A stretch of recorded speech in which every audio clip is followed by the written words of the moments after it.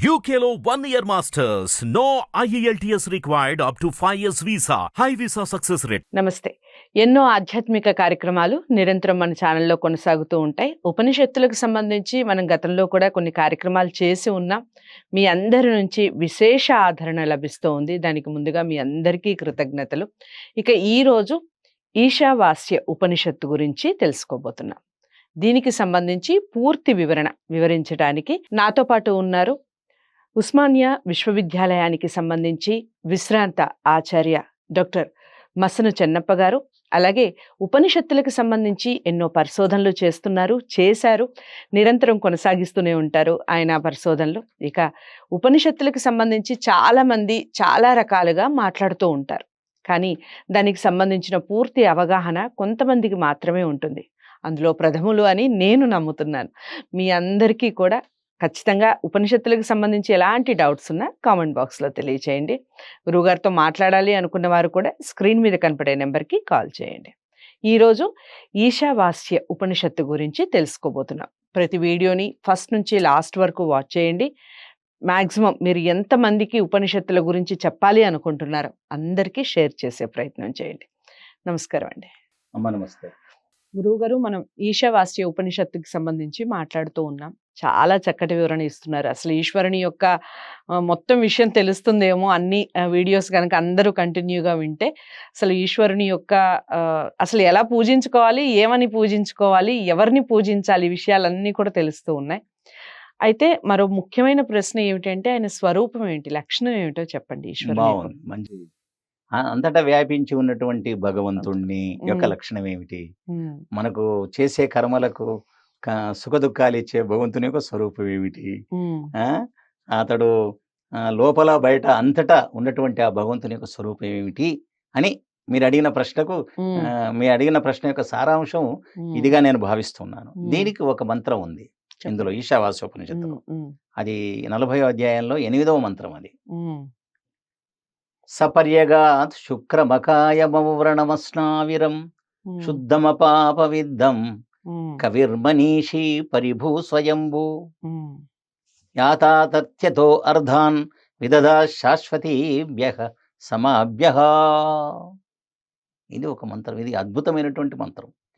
ఎవరైనా భగవంతుడు ఎలాంటి వాడు, ఆయన స్వరూపం ఏమిటి, లేకపోతే ఆయన లక్షణం ఏమిటి, ఆయన స్వభావం ఏమిటి అని, ఆయన ఎట్లుంటాడు అని సందేహించినటువంటి వాళ్లకు సమాధానమే ఈ మంత్రం అన్నమాట. సపర్యగా ఆయన ఎక్కడైనా ఉండగలడు భగవంతుడు. నెంబర్ 1 సపర్యగా. శుక్రం అనంతమైన బలశాలి, అతనికంటే బలవంతుడు లేడు. అకాయం, అతనికి శరీరం లేదు. కాయం అంటే శరీరం, భగవంతునికి శరీరం లేదు. అంటే జన్మ లేదు. జన్మెత్తితేనే శరీరం ఉంటది కదా. కాబట్టి ఒక తల్లి కడుపులో పుట్టవలసినటువంటి అవసరం లేదు. అందుకే సమస్త ప్రాణులకు ఆయన జనకుడు, ఆయన తండ్రి, నిజం చెప్పాలి అంటే. అయితే ఇక్కడ అకాయం, అవ్రణం, శరీరమే లేదు కాబట్టి పుండ్లు కూడా లేవు ఆయనకు. అవ్రణములు అంటే పుండ్లు, అవ్రణం అంటే పుండ్లు లేనటువంటి వాడు. అస్నావిరం, నాడులు లేనటువంటి వాడు. మీరు ఆశ్చర్యపోతారు, మన శరీరంలో 72,72,72,10,201 నాడులు ఉన్నాయి. ఇన్ని నాడులు ఉన్నాయి మన శరీరంలో. అవి కనిపించవు చాలా. ఈ నాడుల గుండా రక్తం ప్రవహిస్తూ ఉంటుంది. దానికి ఒక 72 నాడులు 72,000 నాడులు ఒక గుండె నుంచే శరీరంలోకి కలిసి ఉన్నాయి అన్నమాట. అది దాంట్లో ఈ 72,72,10,201 నాడుల్లో సుషుమ్నా నాడి గొప్పది అన్నమాట. ఈ సుషుమ్నా నాడి గుండా ఎవడైతే జీవుడు సహస్రారం గుండా వెళ్ళిపోతాడో వానికి మోక్షం వస్తుంది అని మనకు శాస్త్రాలు చెప్తూ ఉంది. అయితే ఇతని భగవంతునికి శరీరం లేదు, తర్వాత పుండ్లు లేవు, తర్వాత నాడులు లేవు.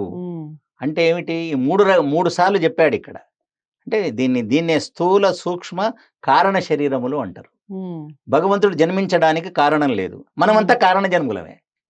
రాముడు కారణ జన్ముడే, కృష్ణుడు కారణ జన్ముడే, యేసుక్రీస్తు కారణ జన్ముడే. ప్రపంచంలో ఎవడు పుట్టినా వానికి ఒక కారణం ఉంటుంది, పుట్టడానికి ఒక కారణం ఉంటుంది.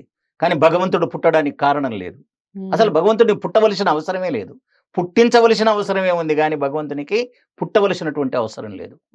ఇది ఉపనిషత్తు చెప్తున్న అర్థం తల్లి. ఇది చాలా గొప్ప అర్థం. ఇది స్థూల శరీరం లేదు మనలాగా, సూక్ష్మ శరీరం లేదు. 18 తత్వాలతో సూక్ష్మ శరీరం ఉంటుంది. అది కనిపించదు ఆ సూక్ష్మ శరీరం. జీవుడు సూక్ష్మ శరీరంతోనే ఒక శరీరం నుంచి మరొక శరీరంలో ప్రవేశిస్తాడు. ఆ శరీరము లేదు, కారణ శరీరము లేదు. అంటే పుట్టడానికి కారణమే లేదు ఆయనకు. జగత్తును పుట్టించడానికి కారణం ఉంది గాని అతడు పుట్టడానికి కారణం లేదు. అయితే గురుగారు ఒక విషయం, ఈ కారణ జన్ములని కూడా మనం భగవంతులుగా పూజిస్తూ ఉంటాం కదా మరి. పూజించడం అంటే ఆరాధించడం, గౌరవించడం. అయ్యో రాముని పూజించాలి, గౌరవించాలి. రాముని పూజించడం అంటే రాముని గుణగణాలు అలవర్చుకోవాలి. ఈ దేశానికి క్షాత్రం లేకపోవడం వల్లే కదా ఎంతో నష్టం వచ్చింది. రాముని పూజించడం కాదు, రాముడిలాగా బలపరాక్రమాలు కలిగి ఉండాలి. కృష్ణుణ్ణి పూజించడం కాదు, కృష్ణునిలాగా బలపరాక్రమాలు కలిగి ఉండాలి. ఆయననేమో బాణం పట్టుకున్నాడు, ఈయననేమో చక్రం పట్టుకున్నాడు. క్షత్రియులు వాళ్ళు. రాముడు క్షత్రియుడు, కృష్ణుడు క్షత్రియుడు. ఈ సంగతి తెలియాలి. అంటే దేశాన్ని రక్షించుకోవాలంటే బలవంతుల యొక్క అవసరం ఉన్నది.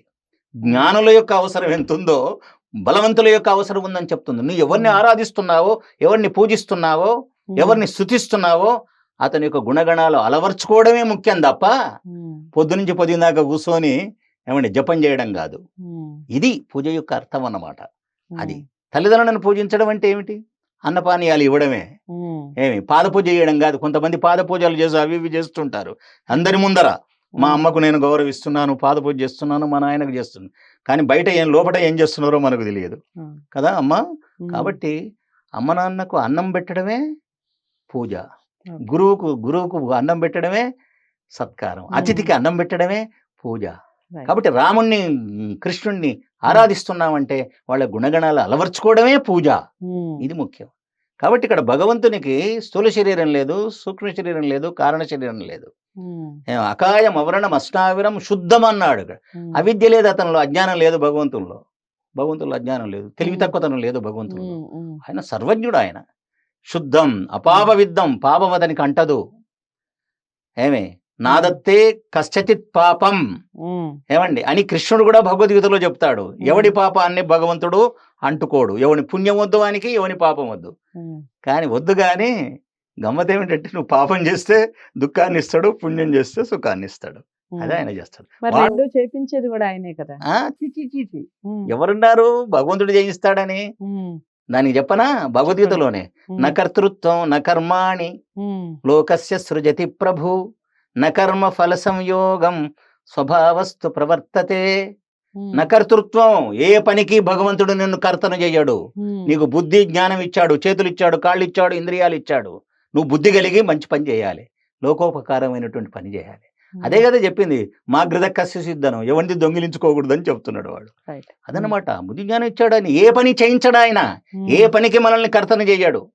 ఏమండి అట్లయితే దొంగ కూడా ఏమనుకుంటాడంటే ఈ దొంగతనం చేయడం భగవంతుడే నాకు చెప్పాడు కాబట్టి నేను దొంగతనం చేస్తున్నా అంటాడు.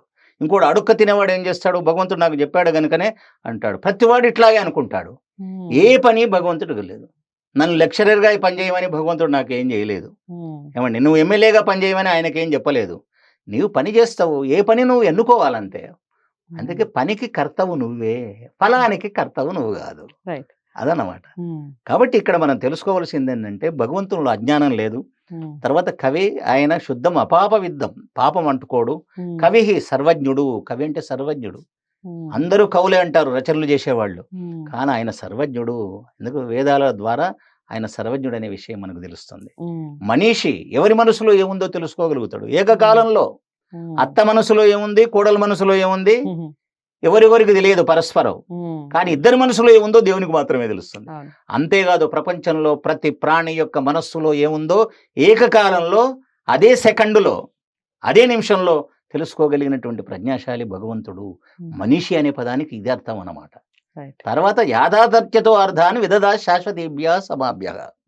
పూర్వ సృష్టిలో ఏ విధంగా సూర్యచంద్రుల్ని నిర్మించాడో, ఏమండి పంచభూతాలను నిర్మించాడో, ఈ పండ్ల చెట్లను ఎట్లా నిర్మించాడో, గాలిని అడ్డంగా వేయడం, నీళ్లు పల్లానికి పోవడం, అగ్ని పైకి ప్రజ్వరించడం, ఈ పనులన్నీ ఆయన పూర్వ సృష్టిల్లో ఎలా చేశాడో మన కోసం ప్రాణుల కోసం ఈ సృష్టి లోపల కూడా అలాగే చేశాడు. ఇది వీని యొక్క స్వరూపం అన్నమాట. ఓకే. అది ఎంత గొప్పగా మొదలు నుంచి ఇంత గొప్ప స్వరూపం. ఇది భగవంతుని యొక్క లక్షణం అన్నమాట. ఇది వేదంలో ఉపనిషత్తుల్లో ఉన్నటువంటి అంశం. సో భగవంతుని యొక్క లక్షణం ఏమిటి? అసలు ఎవరన్నా ఇంతకుముందు ఎవరైనా చెప్పారా మీకు? ఇంతకుముందు మీకు తెలిసిన విషయమేనా ఇది? ఆ విషయాన్ని కామెంట్ బాక్స్‌లో తెలియజేస్తూ, ఇదే మొదటిసారి తెలుసుకున్నట్లయితే మీరు ఎలా ఫీల్ అవుతున్నారు? నిజంగా ఇలాంటి వీడియోస్ విన్నప్పుడు కానీ, చూసినప్పుడు కానీ నిజంగా చాలా ఆశ్చర్యం అనిపిస్తుంది. ఇదా భగవంతుని లక్షణం అనిపిస్తుంది. మరి అందరికీ షేర్ చేసే క్రమంలో ఛానల్‌ని తప్పకుండా సబ్స్క్రైబ్ చేస్తూ, వీడియోని తప్పకుండా లైక్ చేయండి. అలాగే మరో మంచి వీడియోతో కలిసే ముందు మీరు మసన్ చెన్నప్ప గారిని కలవాలి అనుకుంటే స్క్రీన్ మీద కనపడే నెంబర్‌కి తప్పకుండా కాల్ చేయండి. నమస్తే.